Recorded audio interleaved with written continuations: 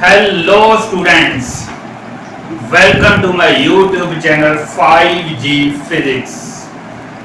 आज की क्लास बेटा बहुत ही इंटरेस्टिंग होने वाली है। आज का हमारा topic of discussion class 12 physics का है इक्विपोटेंशियल सरफेस।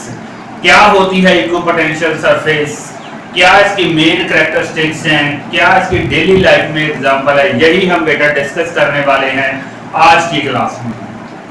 तो आइए बेटा शुरू करते हैं। बिफोर स्टार्टिंग दिस क्लास में थोड़ा सा बेटा आपको रिकॉल या रिवाइज करवाना चाहूंगा कि फॉर एन आइसोलेटेड चार्ज जो V यानी कि पोटेंशियल की वैल्यू है that is given by this expression V is equal to 1/4 pi epsilon naught Q by R।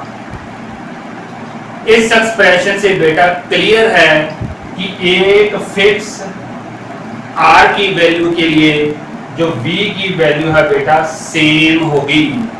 अगर हम इस डायग्राम में देखें, ये हमारा बेटा एक आइसोलेटेड चार्ज है, तो for a fix value of R as पर दिस एक्सप्रेशन ये जो R है फिक्स वैल्यू पे जो पोटेंशियल की वैल्यू है बेटा सेम होगी।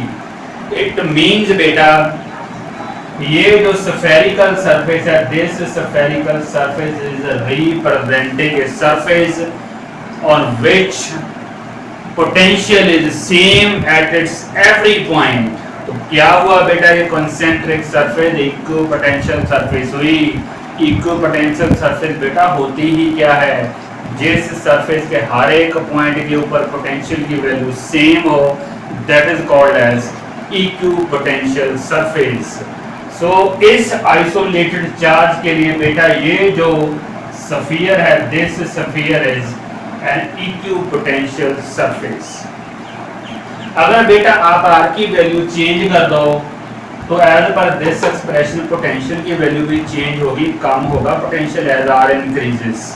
तो बेटा similarly on this surface potential की वैल्यू सेम होगी लेकिन डिफरेंट होगी from this surface. So ultimately बेटा हमारे पास जो कंक्लूजन आ रहा है वो ये आ रहा है कि फॉर आइसोलेटेड चार्जेस जो कंसेंट्रिक स्फीयर होते हैं they are basically equipotential surfaces. उसके बाद यही बेटा देखिए मैंने फर्स्ट पॉइंट यही लिखा हुआ concentric sphere for isolated charge. अब बेटा चलते हैं सेकंड पॉइंट की तरफ। बेटा थोड़ा सा मैं रिकॉल करवाना चाहूंगा जो वर्क डन का फार्मूला होता है, work done to carry a charge from one point to another point, वो हमारा फार्मूला ये होता है work done is equal to Q into delta V, where delta V is the difference in potential between any two points. तो बेटा मुझे बताइए जरा इक्विपोटेंशियल सरफेस पे हर एक पॉइंट का अगर पोटेंशियल सेम है तो क्या दो पॉइंट्स के बीच जो पोटेंशियल डिफरेंस है डेल्टा V है कितनी वैल्यू होगी। सपोज बेटा मान लो we are having two points like this, we are having two points point 1 and point 2, दोनों पॉइंट्स के ऊपर पोटेंशियल तो सेम है। सपोज यहाँ पे है 10 वोल्ट, यहाँ पे है 10 वोल्ट, तो बेटा डिफरेंस कितना हुआ 10 माइनस 10 यानी कि 0। डेल्टा V की वैल्यू 0 होती है इक्विपोटेंशियल सरफेस के ऊपर। सो बेटा एज पर दिस एक्सप्रेशन अगर डेल्टा V 0 है इट मींस हमारा जो वर्क है वो भी 0 ही होगा।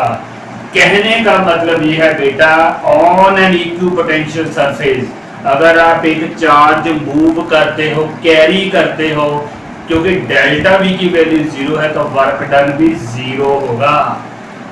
यहाँ डायग्राम में बेटा समझ सकते हो ये हमारी इक्विपोटेंशियल सरफेस है।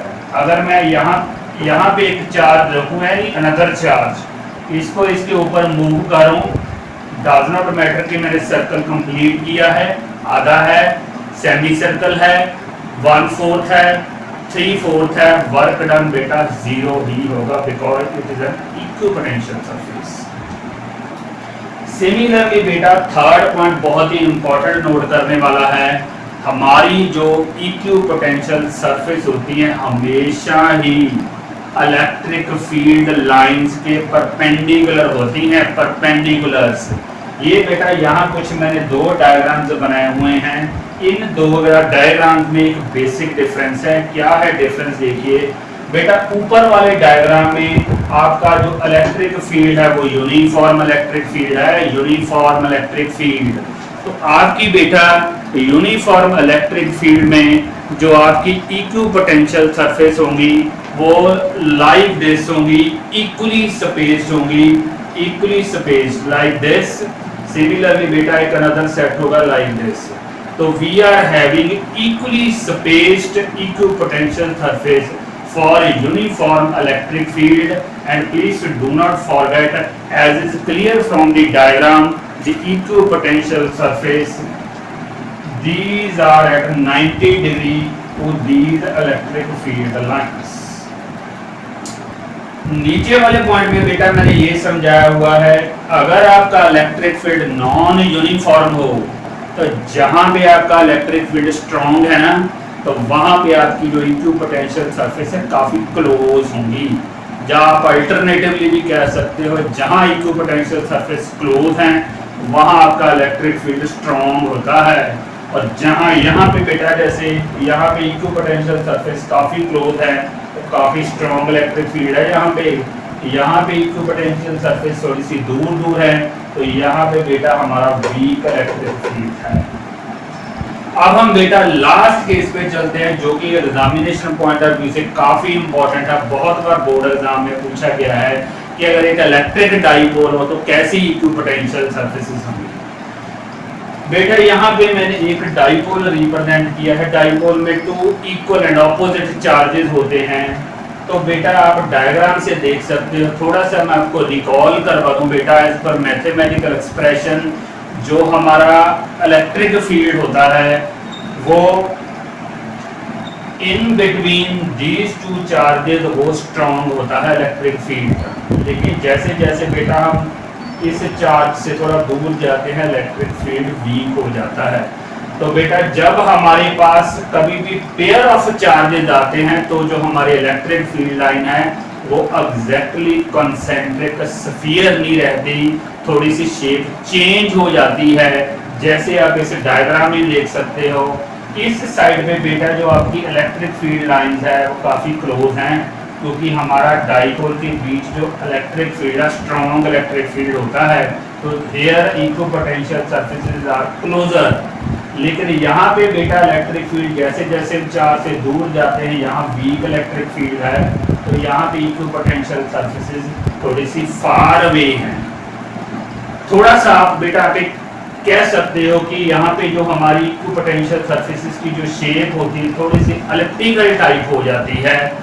बाकी बेटा अगर आप इसकी थोड़ी सी कंप्लीट डिस्क्रिप्शन करना चाहते हो, इस डायग्राम में जनरली हम साथ में इलेक्ट्रिक फील्ड लाइंस भी बनाते हैं। वो हमें पता ही है कि electric field line positive charge से शुरू होके नेगेटिव चार्ज से टर्मिनेट होती हैं लाइक दिस। सिमिलरली हम ऐसे नीचे भी बना सकते हैं like this. Number of electric field lines can be drawn.